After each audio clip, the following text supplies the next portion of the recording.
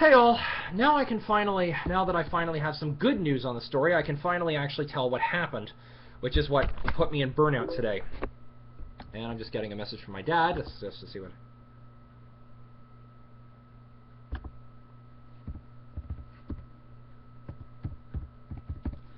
My dad's signing off after he's let me know some good details.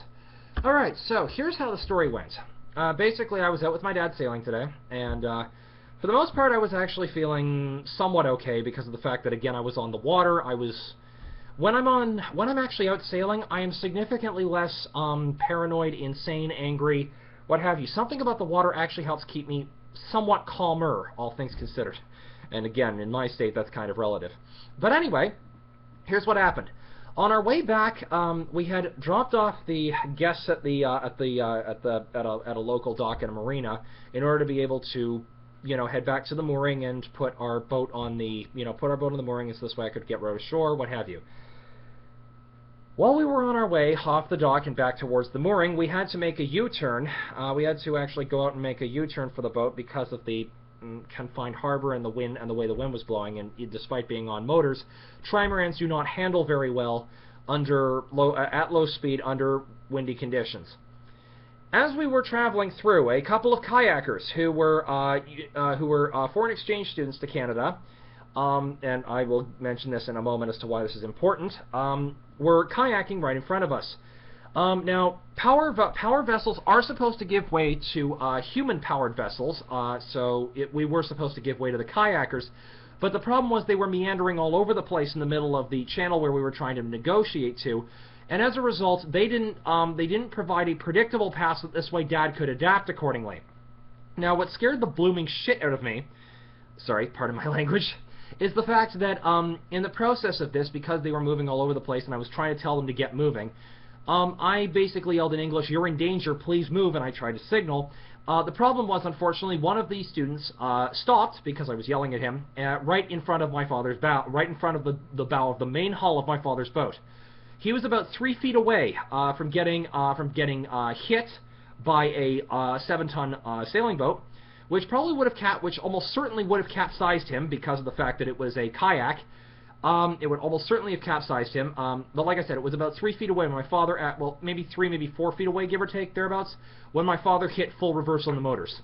So, now, like I said, if he had actually gotten hit, like I said, he would most certainly have capsized, and because of the fact that he was a first-time boater, or certainly looked like he was a first-time boater, I was deathly afraid that there was a high likely risk that he would drown.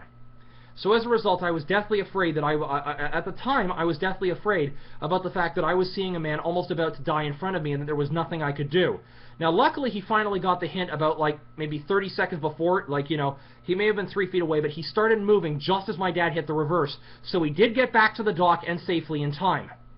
Now, the problem was that, to add in and what really set me off on top of this, the icing on the cake, was the fact that the host family, the people who were hosting these foreign exchange students, yelled out, "Don't yell at them, they can't speak English," rather than actually, and the fact that, but the thing is that the fact is that they were yelling it as if I was being culturally insensitive, and had not, or at least how it came across is that they had been being culturally insensitive, and on top of that, it appeared that they had not been paying attention to their charges who were out in boats for the first time, dealing with the safety.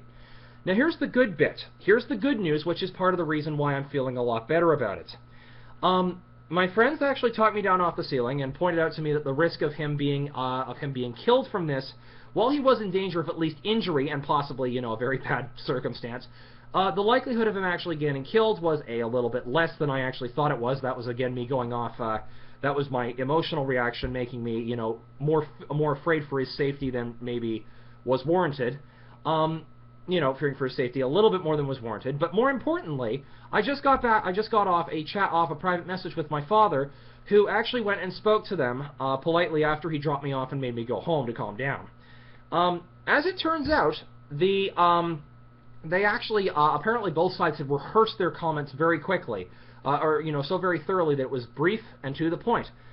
They both understood each other's viewpoints about not yelling at that particular issue, and both understood that greater supervision was needed. They completely agreed they completely agreed on the necessity for boating safety on both parties. They actually did agree that boating safety came first and foremost. And then they left, and that was, let me see the exact wording my dad said here.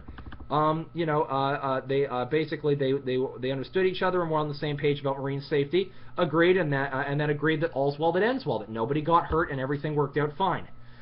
That was the best outcome I had been hoping for. I had really been hoping for this. So the fact that I actually got that outcome does actually restore a bit of my faith that it's not actually a, there may be miscommunications, there may be other glitches, but there was something positive that came out of this. So I've been looking for something positive to try to help me get out of the burnout and other stuff like that.